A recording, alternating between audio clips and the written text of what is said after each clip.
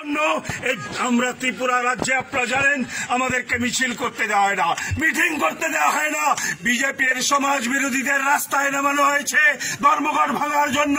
আমরা বলছে ওই সমাজ বিরোধীরা জেনে নাও, তুমি বাড়িতে গিয়ে ভাত পাবে না, কৃষকরা চাষ করতে পারবে না, তোমার শ্রমিক বাবা ভাত আনতে পারবে না। আজকে আমাদের দেশের কর্মসংস্থানে যে আঘাত এসেছে ৪৫ বছরের ইতিহাসে সবচেয়ে বড় আঘাত। সুতরাং এই পরিস্থিতির মধ্যে আমি আপনাদের বলতে চাই, বন্ধু, আমাদের দাবি আর কি, আমরা ভারতবর্ষের সংবিধান তৈরি করেছিলাম 1950 সালে।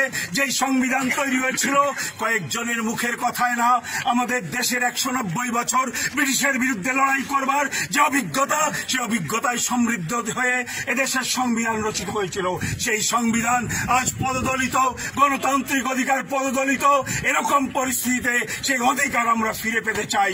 আজকে নির্বাচন হবে না, বিহার দেখেছেন নির্বাচনের নামে কারচুপি প্রহসন। আজকে তারপরেও ওই একটার পর একটা নির্বাচন কমিশন থেকে আমাদের দেশের স্বাধীন সংস্থাগুলো আজকে বিজেপির পকেটে চলে যাচ্ছে।